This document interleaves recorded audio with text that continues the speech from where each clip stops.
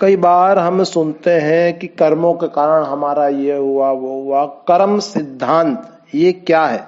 संसार के सभी महात्माओं ने कर्म और फल के सिद्धांत को माना। महात्माओं ने इस दुनिया को कर्म भूमि कर्म संजड़ा खेत कहा। कर्म प्रधान विश्व करी राखा, जो जस करई सो तपस जाका। उसको उसी प्रकार का फल मिला जिसने जिस प्रकार का कर्म किया। तुलसीदास जी ने रामचरितमानस में बात स्पष्ट रूप से बताई।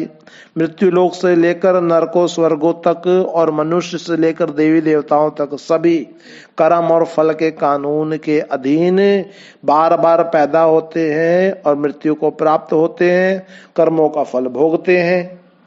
नरक घोर पापों और स्वर्ग अच्छे पुण्य कर्मों का भुगतान है। गुरु नानक देव जी ने कर्म और फल के बारे में स्पष्ट कहा। आपने आदि ग्रंथ में फरमाया, ददे दोष न देव किसे, दोष कर्म आपना, जो मैं किया सो मैं पाया, दोष न दीजिए अवर्जना। अब परमात्मा को दोष नहीं देना चाहिए, बल्कि ये समझना चाहिए, कोशिश करनी चाहिए समझने की कि परमात्मा ने मन मर्जी से नहीं, हमारे पहले किए हुए कर्मों के आधार पर हमारी किस्मत लिखी। काया के बिना कर्म नहीं और कर्म के बिना काया नहीं। सुख दुख रिश्ते नाते सब कुछ कर्म अनुसार ही मिलता है। भगवत पुराण में श्री कृष्ण ने स्पष्ट कहा, उद्धव को समझाया कि हे उद्धव, जो कीड़ा तू सामने जाता हुआ देख रहा है ये अपने कर्मों कारण ही कई बार ब्रह्मा और इंद्र बन चुका है। महाभारत में आता है कि धृतराष्ट्र 106 जन्म पहले हुए कर्मों के कारण ही अंधा हुआ था।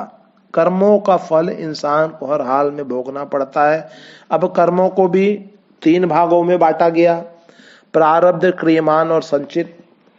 प्रारब्ध पिछले जन्मों के आधार पर इस जन्म में भोगने के लिए मिले हुए कर्म प्रारब्ध कहलाते हैं। प्रारब्ध अटल है, नाह नाह मिटंत भवानी, जो लिखी देवे निरंजना, और अन किए लागे नहीं, किए न बिरथा जाए। यह स्पष्ट रूप से बताया जा चुका है कि कर्म का फल अवतारों को भी, वलियों पैगंबरों को भी, ऋषि मुनियों सभी को भोगना पड़ता है। अब केवल परमात्मा के हुक्म से ही जीवों के उद्धार के लिए सतलोक से इस दुनिया में आए पूर्ण संत महात्मा कर्मों के बंधन से मुक्त होते हैं। संतों महात्माओं के ऊपर जो पूर्ण संत महात्मा होते हैं, सतगुरु होते हैं, गुरु के ऊपर कर्मों के किसी प्रकार का बंधन का जोर नहीं होता। वे कर्मों के कारण नहीं, परमात्मा के हुक्म से जीवों के उद्धार के लिए इस दुनिया में आते हैं। गुरु अर्जुन देव जी महाराज ने स्पष्ट कहा, जन्म मरण दूहों में नाही, जन परोपकारी आए, जी दान दे भक्ति लायन, हर्षों लैन मिलाए। क्रियमान कर्म, प्रारब्ध कर्म करते हुए जो नए कर्म करते हैं उन्हें क्रियमान कर्म कहते हैं।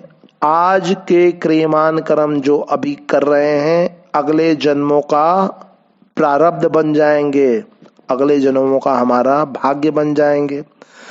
अब संचित कर्म क्या है? देखिए, हम एक जन्म में बहुत से कर्म करते हैं पर उन कर्मों का पूरा फल नहीं भोगते, बहुत कम कर्मों का फल भोगते हैं। इस कारण हर जन्म के बिना भोगे हुए कर्म हमारे इकट्ठा होते रहते हैं। इन्हीं इकट्ठा हुए कर्मों को संचित कर्म कहा जाता है। ये हमारे संचित कर्म हो गए।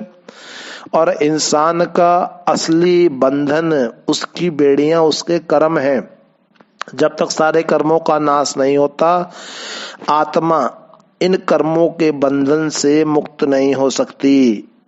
गुरुवाणी में स्पष्ट कहा गया, अनिक कर्म किए बहु तेरे, जो कीजे सो बंधन पेरे। मन मर्जी से जो भी पुण्य पाप करते हैं वे सब आत्मा के लिए बंधनकारी हैं, क्योंकि इन सब का फल भोगने के लिए इस दुनिया में 84 में जीव फंसा रहता है।